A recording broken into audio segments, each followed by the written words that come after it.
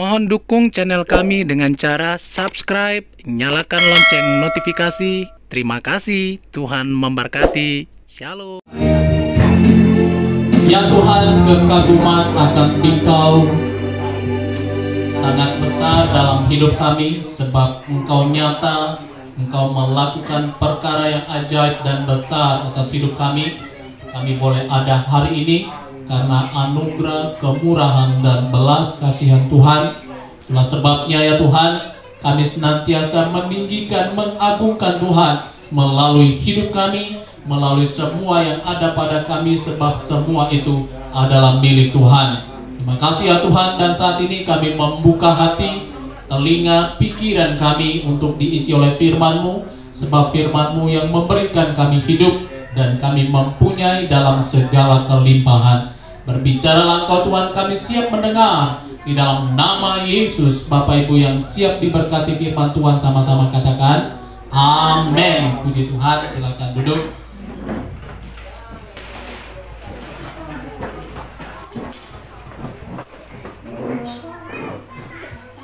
Puji Tuhan, shalom. Kita kembali berkumpul di tempat ini untuk beribadah, memuliakan Tuhan, mengagungkan Tuhan atas kebaikan yang dianugerahkannya kepada kita semua. Nah Bapak Ibu yang dikasihi oleh Tuhan, sebelum saya membagikan firman Tuhan, saya mau ingatkan kembali bahwa Alkitab kita ini adalah kebenaran. Amin. Kebenaran artinya benar-benar benar, bukan benar-benar salah ya. Kalau itu kebenaran berarti itu benar-benar benar. Jadi kebenaran itu adalah firman, dan firman itu adalah Allah itu sendiri. Dan agar kita memiliki kebenaran dan hidup di dalam kebenaran, kita perlu membaca Alkitab. Amin. Itulah sebabnya saat ini saya meminta perhatian kita untuk mendengar bersama kebenaran firman. Jadi kebenaran yang dimaksud dalam Alkitab itu Bapak Ibu adalah kebenaran yang tersingkap. Artinya kebenaran yang diperlihatkan untuk kita melihat, untuk kita mengambilnya menjadi milik kita. Jadi sekali lagi, kebenaran yang dimaksud adalah kebenaran yang tersingkap, yang diperlihat, diperjelas agar dapat dilihat dengan baik, mudah dipahami, dimengerti, sehingga kita tidak salah pegang. Amin. Sehingga kita tidak salah jalan. Karena itu adalah kebenaran yang tersingkap. Beda dengan zaman Musa datang kepada bangsa Israel, dia penuh dengan kemuliaan Allah, tetapi bangsa Israel tidak sanggup melihat itu. Akhirnya Musa menyelubungi mukanya pakai selubung, sehingga bangsa Israel tidak bisa melihat kemuliaan Allah yang begitu mulia itu. Tetapi sekarang adalah kebenaran itu sudah disingkapkan oleh Yesus Kristus. Amin. Oleh Yesus Kristus. Itulah sebabnya kita itu hidup di atas kebenaran yang sudah kita lihat. Kita langsung saja buka Alkitab kita di dalam Kisah Para Rasul, pasal yang ke-5 ayat pertama hingga ayatnya yang ke-11. Kisah Para Rasul pasal yang ke-5 ayat pertama hingga 11. Nanti saya akan bahasnya dari ayat 32 pasal yang ke-4. Namun saya ajak kita baca dari Kisah Para Rasul pasal yang ke-5 saja, yaitu ayat yang pertama hingga ayatnya yang ke-11. Baiklah Bapak Ibu, mungkin saya saja yang membacanya. Bapak Ibu bisa menyimak baik-baik dari nats Alkitab ini, karena ini sebuah kebenaran yang disingkapkan buat kita pada hari ini. Kisah Para Rasul 5 ayat 1 hingga ayat 11, perikopnya di sini Ananias dan Safira. Demikianlah firman Tuhan. Ada seorang lain yang bernama Ananias.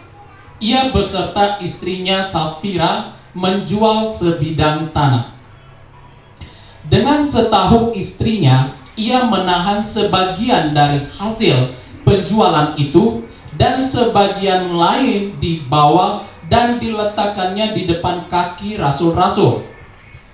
Tetapi Petrus berkata, Ananias, mengapa hatimu dikuasai iblis, sehingga engkau mendustai Roh Kudus dan menahan sebagian dari hasil penjualan tanah itu?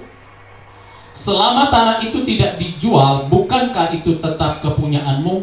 Dan setelah dijual, bukankah hasilnya itu tetap dalam kuasamu? Mengapa engkau merencanakan perbuatan itu dalam hatimu? Engkau bukan mendustai manusia, tetapi mendustai Allah. Ketika mendengar perkataan itu, rebahlah Ananias dan putuslah nyawanya. Maka sangatlah ketakutan semua orang yang mendengar hal itu. Lalu datanglah beberapa orang muda, mereka mengapani mayat itu, mengusungnya keluar dan pergi menguburnya. Kira-kira 3 jam kemudian masuklah istri Ananias, tetapi ia tidak tahu apa yang telah terjadi. Kata Petrus kepadanya, "Katakanlah kepadaku, dengan harga sekiankah tanah itu kamu jual?" Jawab perempuan itu, "Betul, sekian." Kata Petrus, "Mengapa kamu berdua bersepakat untuk mencobai roh Tuhan? Lihatlah, orang-orang yang baru mengubur suamimu berdiri di depan pintu, dan mereka akan mengusung engkau juga keluar." Lalu rebahlah perempuan itu seketika itu juga di depan kaki Petrus, dan putuslah nyawanya. Ketika orang-orang muda itu masuk, mereka mendapati dia sudah mati. Lalu mereka mengusungnya keluar dan menguburnya di samping suaminya. Maka sangat ketakutanlah seluruh jemaat dan semua orang yang mendengar hal itu. Demikianlah firman Tuhan. Nah, Bapak Ibu yang dikasihi oleh Tuhan, saya memberi judul firman Tuhan ini adalah pilihan yang mendatangkan maut. Kali-kali ya, agak seram-seram. Bapak Ibu, tentu sekali lagi kalau kita membaca sepintas dari nats yang kita baca, memang itu sangat menakutkan. Itu baik, karena hikmat itu permulaannya adalah takut akan Allah. Amin. Dan hikmat itu adalah menebus, menguduskan, dan membenarkan, dan menyelamatkan. Itulah hikmat Allah. Jadi dari pembacaan ini, kita akan menemukan kebenaran yang sesungguhnya ketika kita lihat dari ayat 32 pasal 4. Saya akan mundur ke belakang dari nats ini. Di ayat 32 sampai ayat 37 pasal 4 dari Kisah Para Rasul ini, perikopnya itu cara hidup jemaat. Dikatakan begini, "Adapun kumpulan orang yang telah percaya itu, mereka sehati sejiwa, dan tidak seorang pun yang berkata bahwa sesuatu dari kepunyaannya adalah miliknya sendiri, tetapi segala sesuatu adalah kepunyaan mereka bersama. Dan dengan kuasa yang besar, rasul-rasul memberi kesaksian tentang kebangkitan Tuhan Yesus, dan mereka semua hidup dalam kasih karunia yang berlimpah-limpah. Sebab tidak ada seorang pun yang berkekurangan di antara mereka, karena semua orang yang mempunyai tanah atau rumah menjual kepunyaannya itu, dan hasil penjualan itu mereka bawa dan mereka letakkan di depan kaki rasul-rasul, lalu dibagi-bagikan kepada setiap orang sesuai dengan keperluannya. Demikian pula dengan Yusuf, yang oleh rasul-rasul disebut Barnabas, artinya anak penghiburan, seorang Lewi dari Siprus. Ia menjual ladang miliknya, lalu membawa uangnya itu dan meletakkannya di depan kaki rasul-rasul. Demikianlah firman Tuhan. Nah, Bapak Ibu Saudaraku yang dikasihi oleh Tuhan, saya akan memberikan gambaran besar dari kisah utuhnya dari ayat 32 sampai pasal 5 ayat 1 sampai ayat 11. Di situ digambarkan bahwa ada kumpulan orang yang telah percaya kepada Yesus. Mereka itu hidup sehati dan sejiwa.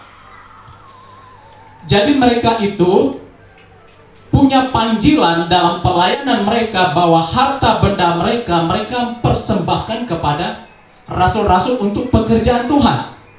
Jadi sekali lagi, dari ayat 32 tadi kita melihat bahwa di situ adalah kumpulan orang-orang percaya, orang-orang yang telah percaya, mereka hidup sehati dan sejiwa.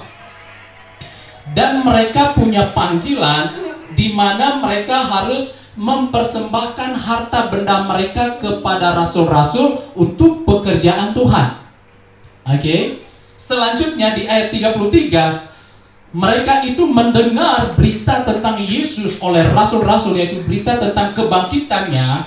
Akhirnya mereka hidup di dalam kasih karunia yang berlimpah-limpah, dikatakan di sini.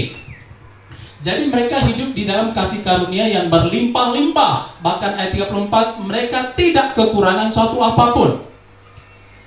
Namun di antara orang yang telah percaya ini, dalam nas ini Bapak Ibu, yaitu mereka yang percaya dan hidup dalam kasih karunia yang berlimpah-limpah, ada satu orang, yaitu Ananias dan Safira. Mereka itu melakukan hal yang bertentangan dengan apa yang sudah mereka lakukan. Menjadi kebiasaan mereka, apa yang biasa mereka buat. Yaitu seperti cerita Yusuf di sini. Yusuf menjual tanahnya, lalu membawa itu ke depan kaki rasul-rasul, kemudian dibagi-bagikan. Sekali lagi, ini adalah tugas pelayanan dan panggilan mereka, bahwa mereka membawa persembahan mereka itu ke depan kaki rasul-rasul, kemudian dibagi-bagikan kepada orang-orang sesuai dengan keperluannya.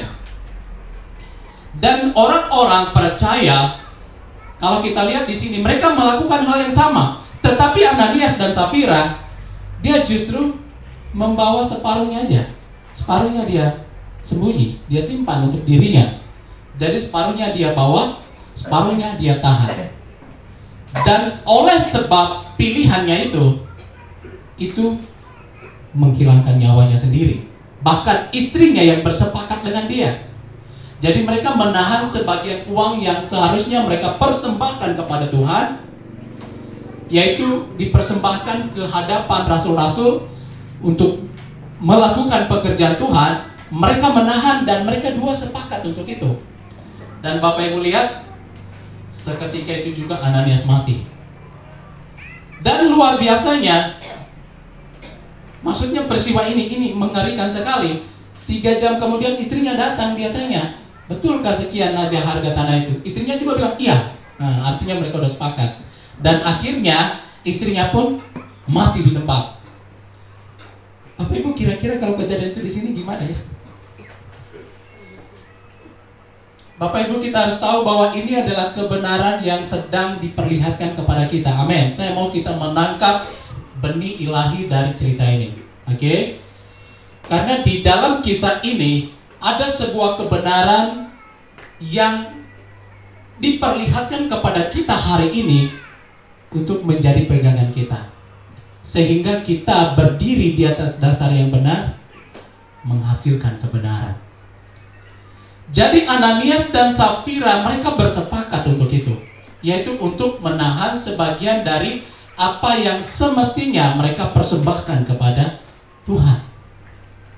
Sekarang kita lihat, untuk memahami situasi ini, kita melihat dari ayat 33 dari pasal 4, bahwa orang yang telah percaya, mereka itu hidup dalam kasih karunia Allah yang berlimpah-limpah.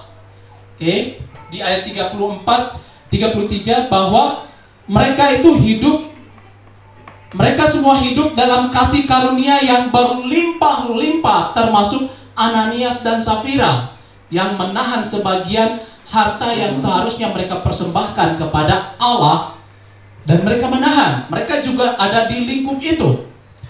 Nah, Bapak Ibu yang dikasihi oleh Tuhan, mari kita pelajari ini secara baik, karena ini sangat dalam dan luar biasa untuk kita perlihat sampai ke dalamnya, sehingga kita memperoleh kebenaran yang luar biasa dari kisah ini.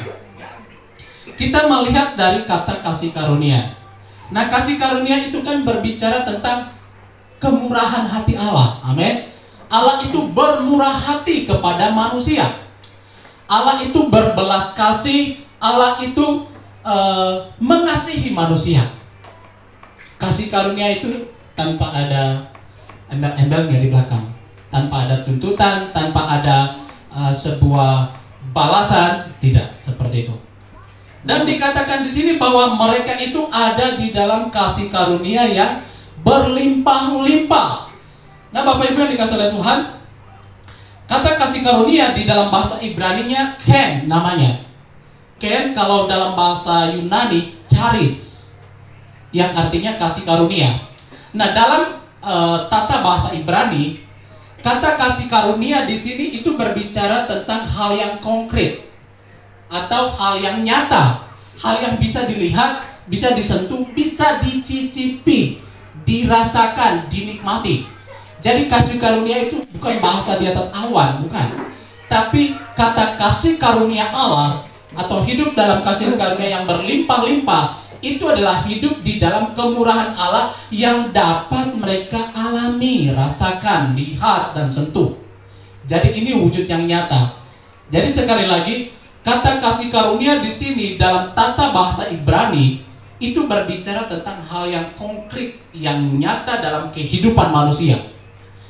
Yaitu bagi siapa yang percaya itu, mereka ada dalam kasih karunia Allah. Nah, untuk memahami kata konkret ini, kita melihat satu ayat di dalam Mazmur 34 ayat 9. Bisa ditampil di layar sini. Mazmur 34 ayat 9. Kalau ada Bapak Ibu yang menemukan ayat ini, bisa baca? Kecaplah dan lihatlah betapa baiknya Tuhan itu. Berbahagialah orang yang berlindung padanya. Oke, kecaplah dan lihatlah betapa baiknya Tuhan itu. Berbahagialah orang yang berlindung padanya. Kata kecaplah itu dalam bahasa Ibraninya itu ta'amu. Ta'amu.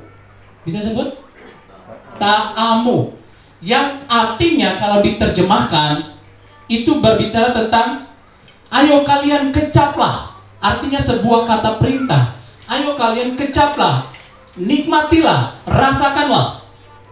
Jadi di situ berbicara di mana kasih karunia itu ada dan kita harus menikmatinya, merasakannya.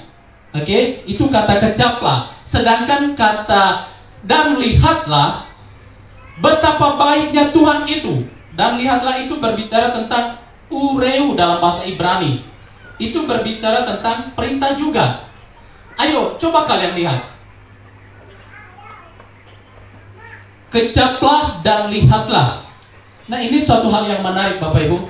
Biasanya ketika kita mau makan sesuatu makanan ya, itu yang pertama dilakukan dikecap atau dilihat? Dimakan atau dilihat dulu?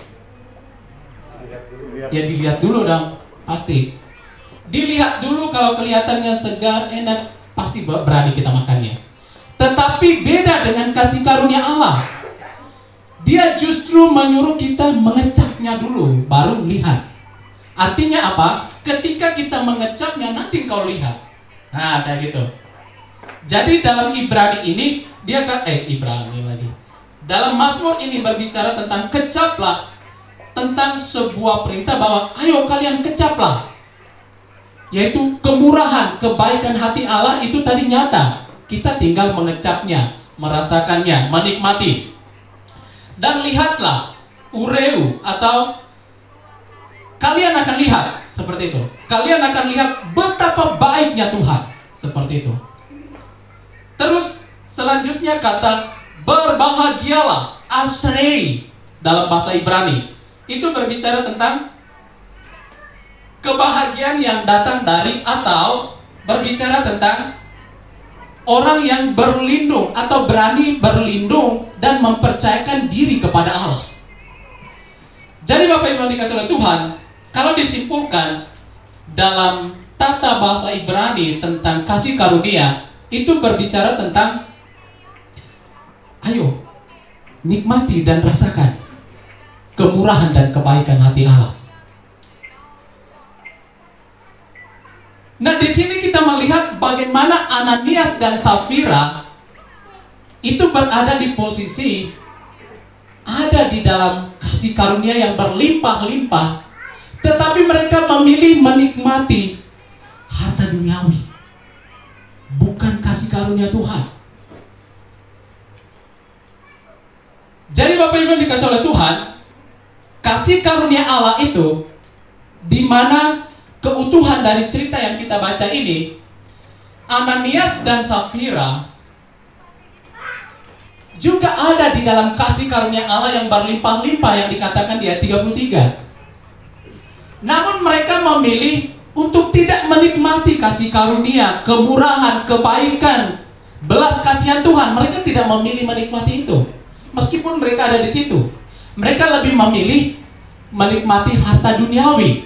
Itulah sebabnya mereka bersepakat dengan istrinya. Kita tahan sebagian harta ini. Kenapa? Karena mereka ada di dalam Tuhan, mungkin simpelnya begitu.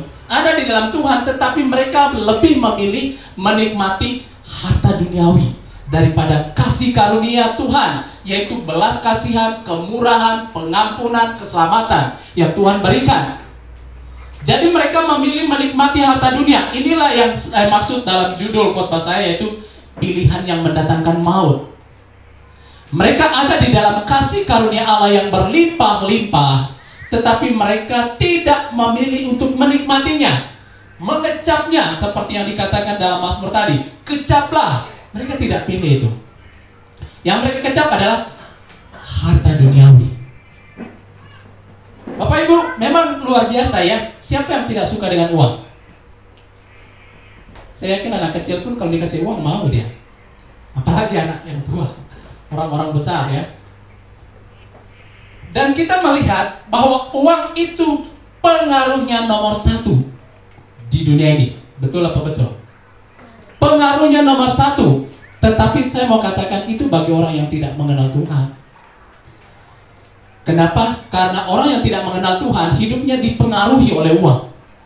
Tapi beda orang yang di dalam Tuhan. Buktinya apa? Dalam nats ini juga kita melihat ada perbedaan Ananias dengan orang yang lain. Sementara Yusuf tadi dia menjual tanahnya dan membawa itu. Artinya dia tidak dipengaruhi oleh uang. Hidupnya dipengaruhi oleh kasih karunia Allah. Jadi Bapak Ibu yang dikasih oleh Tuhan, pilihan yang mendatangkan maut yang pertama adalah lebih memilih harta duniawi. Dalam konteks dari nas yang kita baca ini adalah uang dibanding kasih karunia Allah. Dibanding kemurahan, belas kasihan, pengampunan, keselamatan, dan berkat Tuhan. Mereka lebih memilih perkara duniawi. Nah Bapak Ibu yang dikasih oleh Tuhan, kita Yesus Kristus, sebagaimana tadi kasih karunia dalam telah bahasa Ibrani itu berbicara hal yang nyata, yang konkret. Dan saya pikir kita juga berani mengatakan yes, yaitu kasih karunia Allah itu nyata. Amin. Betul? Atau saya salah ngomong? Ya, kasih karunia Allah bagi saya pribadi itu adalah nyata, sangat nyata, sangat konkret, sangat relevan, dan benar-benar terjadi. Kasih karunia Tuhan. Dan Ananias dan Safira di sini mereka memilih justru harta duniawi.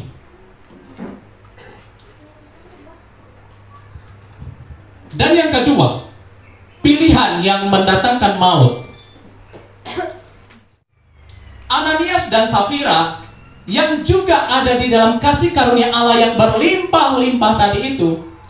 Bapak Ibu kita perlu tahu ya, bahwa orang yang ada di dalam kasih karunia yang berlimpah-limpah menurut nats yang kita baca, yaitu orang yang telah percaya kepada Tuhan. Di ayat 32 dia katakan, adapun kumpulan orang yang telah percaya itu, mereka hidup sehati sejiwa, dan mereka ada di dalam kasih karunia Allah yang berlimpah-limpah. Jadi orang yang percaya kepada Tuhan, mereka itu ada di dalam kasih karunia Allah yang berlimpah-limpah. Allah yang berlimpah-limpah, yang penuh dengan kekayaan Allah yang sangat luar biasa, melebihi dari kekayaan yang ada di dunia ini sebenarnya. Tetapi sayangnya Ananias dan Safira lebih memilih harta duniawi dibanding kasih karunia Allah. Mungkin dia berpikir waktu dia pilih menahan uang itu, ini kan bisa membuat aku bahagia nanti. Mungkin aku bisa melakukan banyak hal. Dosen saya bilang begini, segala sesuatunya memang butuh uang, tetapi uang bukan segalanya. Amin. Segala sesuatunya memang butuh uang. Mau makan butuh uang, bahkan mau berak pun sekarang kan butuh uang, kan bayarkan masih umum. Segala sesuatunya butuh uang, tetapi uang bukanlah segalanya. Bukan segala-galanya. Buktinya ada orang yang sakit, menderita, uangnya tidak bisa membayar dokter untuk menyembuhkan dia. Akhirnya dia justru innalillahi. Jadi Bapak Ibu yang dikasih oleh Tuhan, ini adalah poin yang pertama yang kita lihat dari keputusan atau pilihan Ananias dan Safira, yaitu mereka memilih harta duniawi dibanding kasih karunia Allah yang berlimpah-limpah itu. Saya percaya kita di sini lebih memilih kasih karunia Allah. Amin. Amin. Ya, harus kita memilih kasih karunia Allah Bapak Ibu, karena yang ada di bawah kolong langit sementara. Minggu lalu saya katakan bahwa apa yang ada di dunia ini bukan Tuhan. Itu adalah buatan tangan Tuhan yang harus engkau kendalikan. Bukan harus mengendalikan hidupmu, jangan sampai. Termasuk kenikmatan dunia. Ya, itu termasuk hawa nafsu duniawi yang terlalu berlebihan. Nafsu itu jangan berpikir hanya nafsu seksual aja. Ambisi terlalu pingin punya banyak uang, itu juga ambisi, itu nafsu. Nafsu pingin punya jabatan tinggi, itu juga nafsu. Beda dengan orang yang berjalan di dalam hadirat Tuhan. Tiba-tiba dia diangkat oleh Tuhan, diberkati oleh Tuhan, semakin kaya, semakin tinggi status sosial dan lain sebagainya. Nah, kalau Ananias di sini beda. Dan yang kedua, Bapak Ibu yang dikasih oleh Tuhan, pilihan yang mendatangkan maut. Ananias yang hidup dalam kasih karunia Allah yang berlimpah-limpah sebagaimana orang lainnya, dia memilih berdusta kepada Tuhan demi harta duniawi. Bapak Ibu lihat ini bagian ini, dia katakan, Petrus menegur dia katakan begini. Mengapa engkau merancangkan perbuatan jahat itu dalam hatimu? Engkau bukan mendustai manusia, tapi mendustai Allah. Jadi demi harta duniawi, Ananias ini berani berbohong kepada Allah, kepada Tuhan. Ingat di awal tadi saya katakan bahwa mereka itu ketika mereka percaya kepada Tuhan, mereka itu punya panggilan membawa persembahan mereka kepada Tuhan. Oke, seperti yang dikatakan dalam nas ini bahwa mereka menjual harta milik mereka, mereka membawanya kepada Tuhan. Ini panggilan, amin. Jangan sampai Bapak Ibu, ini Pak Riko suruh jual, kami punya rumah nanti nih. Bukan itu Bapak Ibu.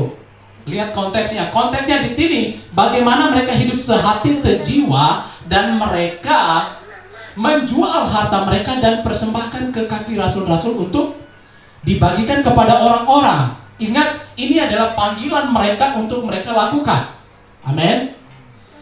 Tetapi di sini Ananias memilih untuk berbohong kepada Tuhan demi harta duniawi yang sebenarnya itu milik dia. Tapi dia berbohong itu. Dia berbohong di hadapan Tuhan sehingga Petrus berkata bahwa kenapa engkau mendustai Allah? Kamu bukan mendustai manusia tetapi Allah. Mendustai Roh Kudus. Bapak Ibu yang dikasih oleh Tuhan, apa tujuan Ananias di sini? Sekali lagi ini adalah perkara duniawi. Memang betul yang dikatakan di dalam 1 Timotius pasal 6 ayat 10. Akar segala kejahatan adalah cinta akan uang. Jadi oleh karena cintanya kepada uang, dia pun berani mendustai Allah, berbohong kepada Tuhan. Dia berani, kenapa? Saking cintanya kepada Tuhan. Kepada harta. Akhirnya berbohong pun dia berani lakukan. Jadi Bapak Ibu yang dikasih oleh Tuhan, pilihan ini yang tanpa dia sendiri sadari mendatangkan maut. Kalau saya lihat peristiwa itu, kalau kita renungkan baik-baik, ini betul-betul tidak ada kesempatan buat Ananias dan Safira untuk mengklarifikasi. Mungkin dia akan punya kesempatan, Tuhan, soalnya aku punya banyak kebutuhan, mungkin begitu ya. Tidak ada kesempatan untuk itu, tidak ada. Dan Petrus berkata, engkau sudah mendustai Allah. Dan oleh keputusan itu, nyawa Ananias melayang. Dan yang hebatnya lagi, istrinya pun datang, dikatakan di sini 3 jam kemudian. Anggap saja di ruang pertemuan seperti ini mungkin ya. Mungkin istrinya masih di rumahnya waktu itu. Dan 3 jam kemudian istrinya datang. Petrus bertanya, katakan, dengan harga sekian katanya itu dijual. Istrinya bilang juga, iya betul sekian. Dan Petrus melihat bahwa hati Ananias dan Safira itu syarat dengan harta duniawi. Bapak Ibu, ini memang sebuah contoh tentang harta duniawi adalah uang. Tetapi sekarang itu perkara duniawi itu banyak sekali.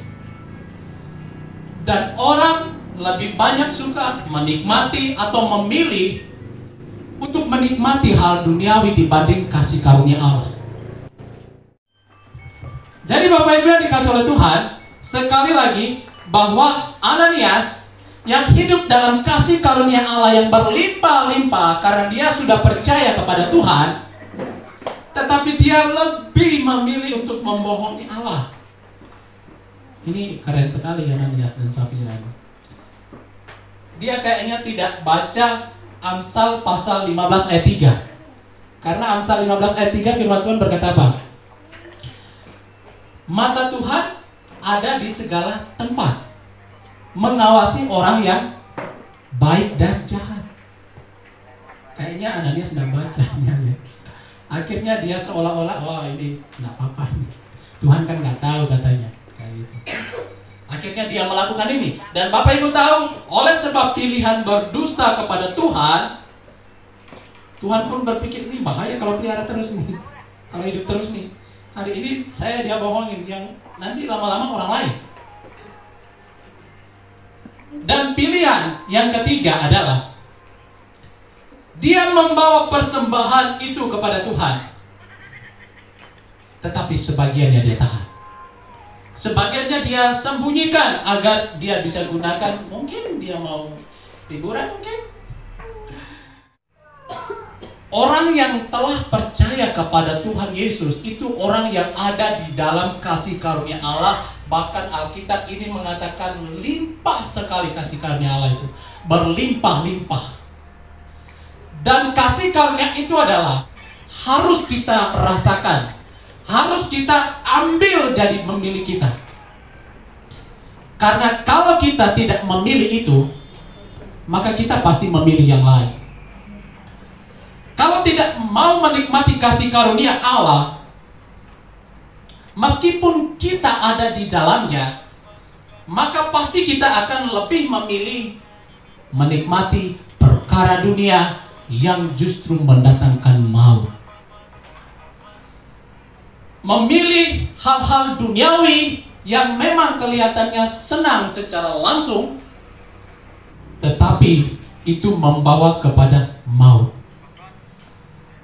Nah, kisah Ananias dan Safira ini merupakan sebuah gambaran yang diperlihatkan kepada kita, sebuah kebenaran yang disingkapkan agar kita dalam menjalani kehidupan sebagai orang percaya, kita harus tahu pasti, kita harus menyadari bahwa sebenarnya kita hidup dalam kekayaannya Allah. Amin. Hidup di dalam kelimpahan, kemurahan, belas kasihan, pengampunan dan berkat Allah. Karena kasih karunia Allah itu di dalamnya ada pengampunan, ada kemerdekaan, ada berkat, ada keselamatan. Semuanya engkau harus nikmati. Amin. Kita harus nikmati semuanya. Karena kalau kita menikmati kasih karunia Allah yang luar biasa dan hebat itu, itulah sebabnya di dalam ayat ini di ayat 34, mereka hidup tidak seorang pun yang berkekurangan. Tidak ada. Ini bukan perkataan saya, ini Kisah Para Rasul pasal 4 ayat 34. Sebab tidak seorang pun yang berkekurangan di antara mereka, karena mereka hidup dalam kasih karunia Allah yang berlimpah-limpah. Jadi kekurangan tidak kurang bahagia mereka, tidak kurang damai, tidak kurang kenyamanan, tidak kurang apalagi, sebut saja. Ya, mereka tidak kekurangan. Tetapi sayangnya Ananias tidak memilih untuk menikmati kekayaan Allah itu.